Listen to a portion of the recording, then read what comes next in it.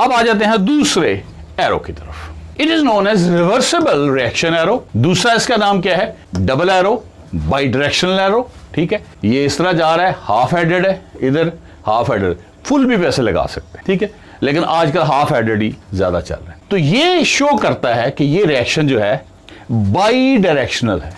ये रिएक्शन इधर भी फॉरवर्ड भी जा रहा है और फॉरवर्ड जो प्रोडक्ट बन रही है वो दोबारा से मिलके रिएक्टेंट को वापस, यानी इधर भी जा रहा है इधर भी जा रहा है, दोनों सिमत में रिएक्शन हो रहा है। रिवर्सिबल रिएक्शन N2 + 3H2 ये शो कर रहा है कि 2NH3 ये हैबर प्रोसेस है, और ये शो क्या कर रहा है कि ये रिएक्शन जो है ये रिवर्सिबल। Is it clear? आपको आता है पहले ही।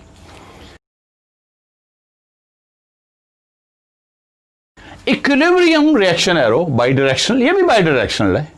डबल एरो है, ये भी डबल एरो है, मैंने एक एक खूबी लिख दी है, ये भी डबल एरो है और ये ऊपर वाला बाई डायरेक्शन भी, ये भी इस जैसे ही होता है।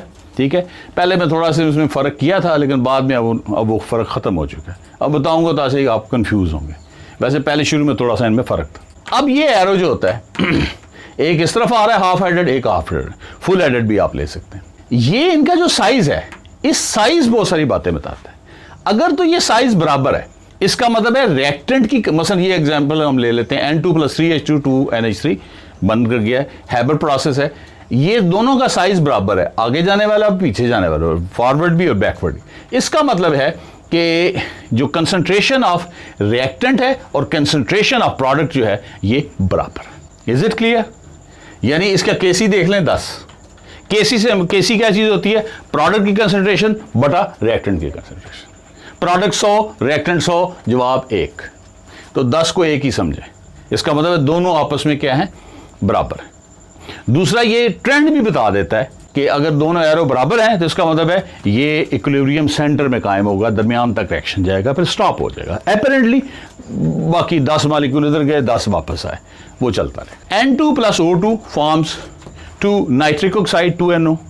अब ये ऊपर वाला एरो छोटा है, नीचे वाला एरो क्या है? बैकवर्ड एरो जो है ये बड़ा। इसका मतलब ये है कि N2 और O2 की कंसंट्रेशन ज्यादा है, इसलिए बैकवर्ड एरो जो है वो ज्यादा दिखाया गया, यानी इस तरफ ये रिएक्शन का झुकाव है, यानी रिएक्टेंट की कंसंट्रेशन जो है ये ज्यादा है, इसलिए बैकवर्ड एरो जो है ये ज्यादा लंबा है। इसका केसी देख लें, केसी इसका है 10 की ताकत -30, यानी NO अगर 1 हो तो ये दोनों कितने होंगे? 10 की ताकत -30, बहुत ज्यादा। यानी उसकी वैसे भी कॉमन वजह है ना, नाइट्रोजन इतनी स्ट्रांग है, ट्रिपल बॉन्ड है, इसको कैसे तोड़ेंगे? ऑक्सीजन में डबल बॉन्ड है, कैसे तोड़ेंगे?